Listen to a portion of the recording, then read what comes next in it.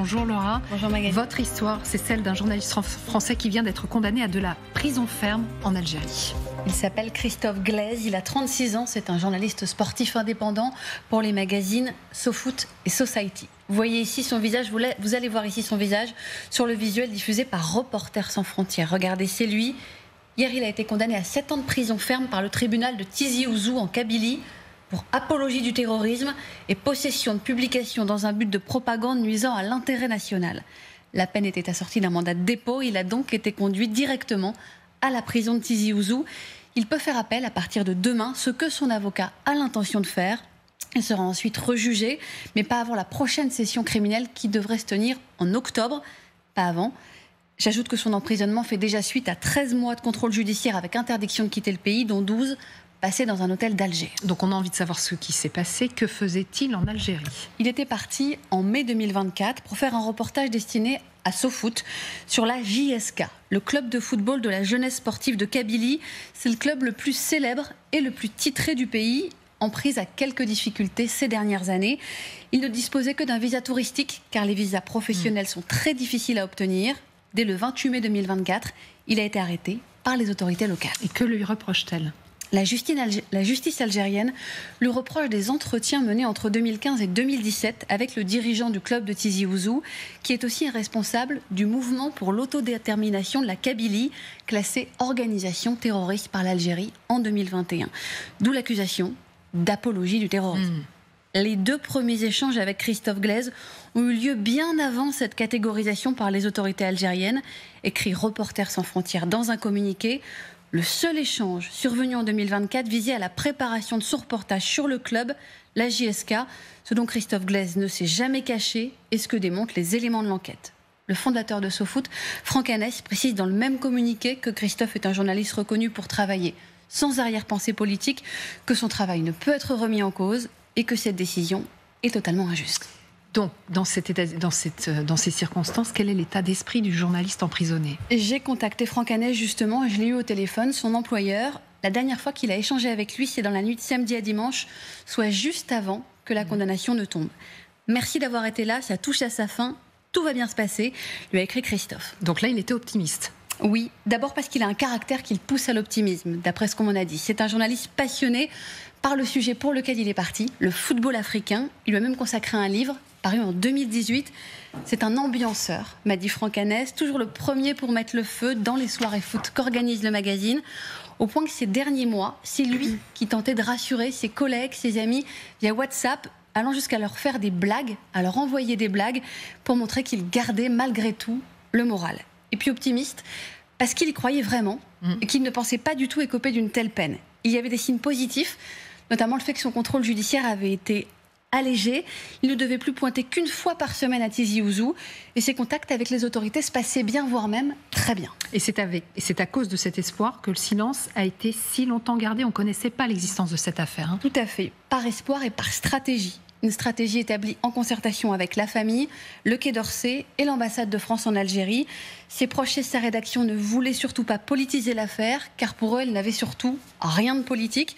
La condamnation à 7 ans de prison a bousculé les choses. Désormais RSF et SoFoot, on l'a vu, communiquent et des rassemblements de soutien devraient être organisés. J'aimerais penser que la situation politique n'a rien à voir, mais le contexte me laisse penser qu'il est une victime collatérale des relations entre la France et l'Algérie, m'a dit tout à l'heure Franck Hanès, tout en me précisant qu'il parlait là à titre strictement personnel. Ouais. Coïncidence, c'est demain que sera annoncé le verdict du procès en appel de Boualem Sansal, l'écrivain franco-algérien emprisonné depuis la mi-novembre et condamné en première instance à 5 ans de prison. Merci Laura. Justement, on a le fondateur du comité de soutien de Boualem Sansal en direct, Arnaud Benedetti. Bonjour. Politologue, professeur associé à la Sorbonne et rédacteur en chef de la revue politique et parlementaire. Coïncidence ? S'interrogeait Laura. Effectivement, ça nous interpelle tous. Cette condamnation à 7 ans de prison ferme pour ce journaliste français, journaliste sportif, alors que donc demain, il doit y avoir le jugement pour Boualem Sansal. Je ne sais pas si c'est une coïncidence. En tout cas, ce qui est clair, c'est que c'est une condamnation que l'on découvre d'ailleurs, puisque nous avons appris hier, en effet, la condamnation de ce journaliste, dont on ne savait même pas qu'il était d'ailleurs sous contrôle judiciaire en Algérie.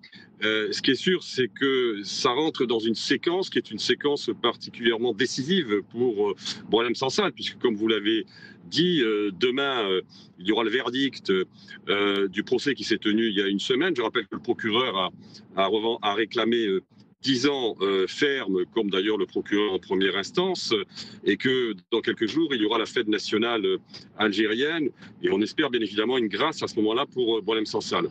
Mais en tout cas, ce qui est sûr, c'est qu'on voit bien que c'est peut-être, c'est une hypothèse, il faut toujours être très prudent lorsque l'on émet ce type d'hypothèse, en tout cas, le moyen pour les autorités algériennes de continuer à faire pression sur les autorités françaises. Et le cas de Christophe Glaise est intéressant parce que finalement, la stratégie qui avait été retenue par les proches de Christophe Glaise, vraisemblablement sur les conseils du Quai d'Orsay, c'était la stratégie du silence, la stratégie finalement de la discrétion. Et on voit que cette stratégie du silence ne marche pas plus que la stratégie du rapport vraisemblablement vis-à-vis des Algériens.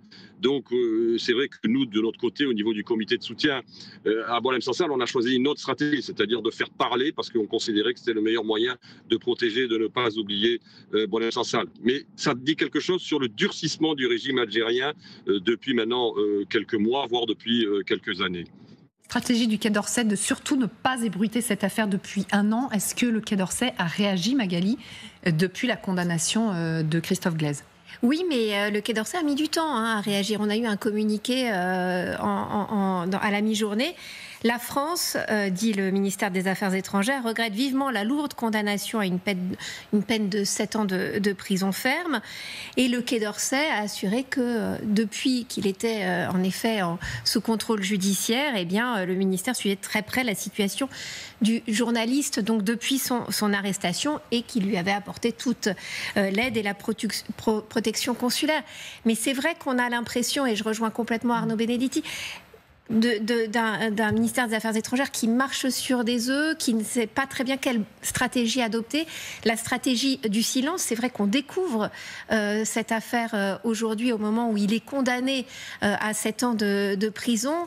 Manifestement, il avait été demandé à la famille, aux rédactions de ne rien dire pour ne pas essayer d'envenimer l'affaire, et on voit que ça ne marche pas. 7 ans de prison pour avoir fait un reportage sur une équipe de football. Il faut bien qu'on prenne conscience effectivement des choses. Arnaud Benedetti, vous parlez du durcissement de ce régime et de l'impossibilité presque de dialoguer avec lui, puisque vous nous dites, vous avez adopté une stratégie, celle des proches de Christophe Glaise était totalement différente et rien ne marche.